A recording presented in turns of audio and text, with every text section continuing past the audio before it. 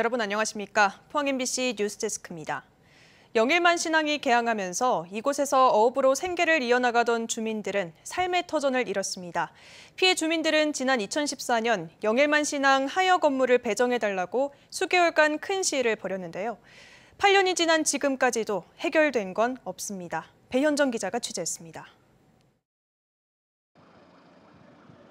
지난 2014년 영일만 신항 80m 높이의 타워 크레인을 점거했고 바다로 투신하는 항의 시위도 벌어졌습니다. 주민들은 영일만 신항 개발로 삶의 터전을 빼앗겼다며 영일만 신항의 하역 업무를 배정해달라고 주장했고 수개월간 격한 투쟁을 이어가며 당시 큰 논란을 불러일으켰지만 8년이 지난 지금까지도 해결된 건 없습니다. 일터가 없어지면서 그리고 그 일터를 찾으려고 하다가 안 되다 보니 그게 한 2년, 3년 매달리다 보니까 이제 경제적으로 어려워서 그게 결국은 이혼까지 가고 이혼 가면서 이제 하물며 자녀들도 지금 뿔뿔이 다 흩어져 있는 가정도 많고요. 주민들은 노조를 만들어 2014년 대법원 판결로 노무 사용권까지 취득했지만 당시 포항항만물류협회는 하역 업무를 배정해주지 않았습니다. 신항만 개발로 삶의 터전을 잃어버린 주민들은 아직까지도 하역 업무를 배정받지 못해 일용직으로 생계를 이어가고 있습니다. 7년이 지난 지난해 10월 피해 주민들은 민주노총 산하 포항항운노조를 다시 출범시켰고 근로자 공급 사업을 위한 허가까지 받았지만 포항항만물류협회 측은 여전히 대화를 거부하고 있습니다. 여기서 우리가 정말 설 자리가 있는지 그렇게 이제 의구심을 갖는 분들이 상당히 많이 있습니다. 그래도 이제 일부는 그래도 시작한 이상 끝을 보자. 그래 한 가닥 희망을 가지고 계속 기다리고 같이 이제 투쟁하고 그렇게 하고 있습니다. 노조는 2005년 영일만 신항 개발 당시 포항시가 일자리 제공을 약속했다며 적극적인 중재에 나서주길 바라고 있습니다. 아직까지도 시나 이런 데서 해준다고 말만은 했었지 하늘만 쳐다보고 있는 상황입니다. 포항시에서 적극적으로 협회를 통해서 도와주셨으면 합니다. 하지만 포항시는 과거 주민들에게 영일만 신항 일자리 제공 약속을 한 기록을 찾아볼 수 없다며 소극적인 입장을 보이고 있습니다. 포항항만물류협회 측도 포항항운노조와 하역 업무 계약을 맺은 적이 한 차례도 없기 때문에 법적으로 단체 협상의 대상이 될 수 없고 현재 경북항운노조가 하역 업무를 도맡고 있기 때문에 추가 인력도 필요 없다는 입장입니다. 한편 포항항운노조는 포항항만물류협회가 단체 협상에 나서지 않을 경우 법적 대응에 나서겠다고 밝혔습니다. MBC 뉴스 배현정입니다. 경상북도의 코로나19 신규 확진자 수가 오늘 0시 기준 2,218명으로 지난 5월 18일 이후 62일 만에 2,000명을 넘어섰습니다. 지난주 같은 요일에 비해서도 2배 가까이 늘었습니다. 시군별 신규 확진자 수는 포항 552명, 경주 144명, 울진 25명, 영덕 10명입니다. 경북의 중증 환자 치료 병상 가동률은 36.9%, 감염병 전담병원 병상 가동률은 35.1%입니다. 더불어민주당 경북 지역 13개 지역위원회 지역위원장이 모두 결정됐습니다. 더불어민주당 경북도당은 포항시 북구 지역위원회 위원장의 오중기, 포항 나물릉의 김상헌, 경주시 한영태, 영주 영양 봉화 울진 황재선, 군위 의성 청송 영덕의 강보송 위원장이 선임됐다고 밝혔습니다. 또 더불어민주당 경북도당 개편대회와 8월 28일 중앙당 전당대회를 통해 신임 경북도당 위원장도 결정할 예정입니다. 경찰이 포스코 포항제철소에서 20대 여성 직원이 남성 상사 4명을 성추행 등의 혐의로 고소한 사건에 대한 1차 조사를 마쳤습니다. 포항남부경찰서는 성추행 등의 혐의를 받는 남성 상사 4명을 불러 최근 1차 피해자 조사를 마쳤다고 밝혔습니다. 경찰은 조사 내용을 바탕으로 추가 진술과 참고인 조사 등을 이어갈 방침이라고 말했습니다.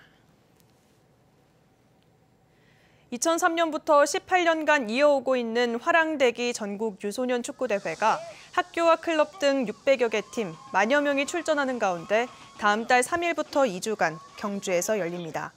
특히 올해는 4개 축구공원 구장을 활용해 학부모와 선수가 함께할 수 있는 문화체험 공간이 운영되고 선수들의 경기력 향상을 위해 간포와 안강, 건천, 외동 등 외곽 지역 인조 구장을 연습장으로 사용합니다. 경주시는 코로나19 감염 예방을 위해 경기 48시간 이내에 자가진단 키트 검사를 의무화하는 한편 경기장 이동 전 반드시 발열 등 건강 체크를 시행할 예정입니다. 포항 제철중학교 신입생 배정 문제와 관련해 효자초의 중학교 배정대책위원회가 오늘 경북도 교육청 앞에서 항의 시위를 벌였습니다. 이들은 중학교 배정 문제로 지역 간 갈등이 격화되고 있다며 포항시와 교육당국, 학부모가 참여한 위원회를 구성해 문제를 함께 해결하자고 주장했습니다. 또 지자체와 교육당국이 수십 년 동안 위장 전입과 학구 위반을 방관해왔다며 규제 조항을 조속히 마련하라고 주장했습니다. 경북소방본부가 물놀이 안전사고 주의를 당부했습니다. 경북소방본부는 지난 9일 경북의 한 해수욕장에서 술을 마신 뒤 물놀이를 하던 70대가 숨졌고 같은 날 다른 해수욕장에서는 중고등학생 5명이 조류 때문에 안전부표 밖으로 밀려난 것을 119 시민수상구조대가 안전한 지점으로 옮겼다고 밝혔습니다. 물놀이 전에는 충분한 준비운동과 구명조끼 같은 안전 장비를 갖춰야 하며 특히 술을 마신 뒤 물놀이를 하면 신체 이상 반응 등을 유발할 수 있다고 경고했습니다. 경북소방본부는 물놀이 안전사고 예방을 위해 경북해수욕장 16곳, 하천 계곡 4곳에 119 시민수상구조대원 365명을 배치했습니다. 하루 사이 기온이 크게 올랐습니다. 경주의 낮 최고 기온 32.7도까지 올랐는데요. 내일도 비슷한 기온을 보이며 무덥겠습니다. 조주경 기상캐스터입니다. 오늘 경북 동해안에는 비 대신 무더위가 기승을 부렸습니다. 경주의 한낮 기온이 32.7도까지 오르면서 폭염주의보가 내려졌는데요. 온난 기류가 유입되고 강한 햇살까지 더해졌기 때문입니다. 내일도 기온은 비슷하면서 덥겠습니다. 한낮 기온이 33도까지 치솟겠습니다. 큰 기온 변화에 건강 잃지 않도록 유의해 주시기 바랍니다. 이어서 자세한 내일 기온 보겠습니다. 내일 아침 기온은 22도에서 24도 분포로 오늘과 비슷하거나 1도에서 2도가량 높게 시작하겠고요. 한낮 기온은 울진이 29도, 포항과 영덕 32도, 경주 33도까지 오르면서 낮 기온은 오늘보다 2도에서 4도가량 오르겠습니다. 울릉도와 독도의 하늘은 대체로 흐리겠습니다. 아침 기온 울릉도와 독도 24도로 시작하겠고요. 한낮에는 울릉도 28도, 독도 27도까지 오르겠습니다.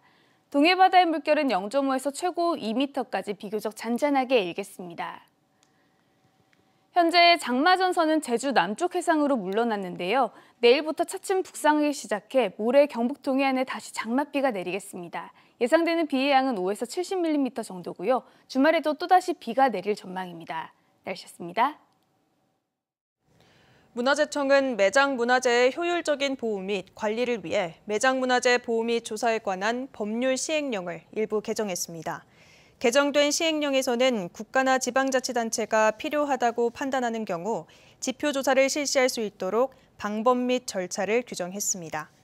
이를 통해 보다 정확한 매장 문화재 정보를 선제적으로 제공해 국민 불편을 경감하고 매장 문화재를 효과적으로 보호할 수 있을 것으로 기대됩니다.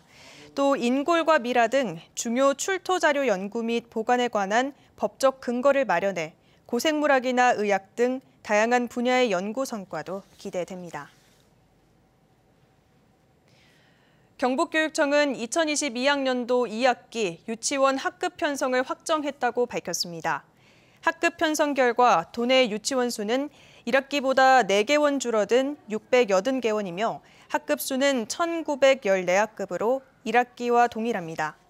한편 경북교육청은 유치원 공공성 강화를 위해 2022학년도부터 1개면에 1개 유치원이 있는 경우 학급 편성 최저 기준 원화수를 기존 3명에서 2명으로 하향 조정했습니다. 오늘 새벽 1시 16분쯤 포항시 남구 송도동의 한 모텔 주차장에서 난 불이 주차장 벽면 일부를 태우고 10여 분 만에 꺼졌습니다. 소방당국은 주차장 배전반에서 화염과 연기가 났다는 모텔 관계자의 진술을 토대로 정확한 화재 원인을 조사하고 있습니다. 노벨 화학상 수상자인 단 시에트만 이스라엘 테크니온 공과대학 교수가 오늘 포스텍을 찾았습니다. 단 시에트만 교수는 포스텍 학생들을 상대로 노벨상을 수상한 준 결정을 주제로 한 특별 강의를 펼쳤습니다. 이번 방문은 한국-이스라엘 수교 60주년을 기념해 이스라엘과 연구교육 협력을 도모하기 위해 마련됐습니다.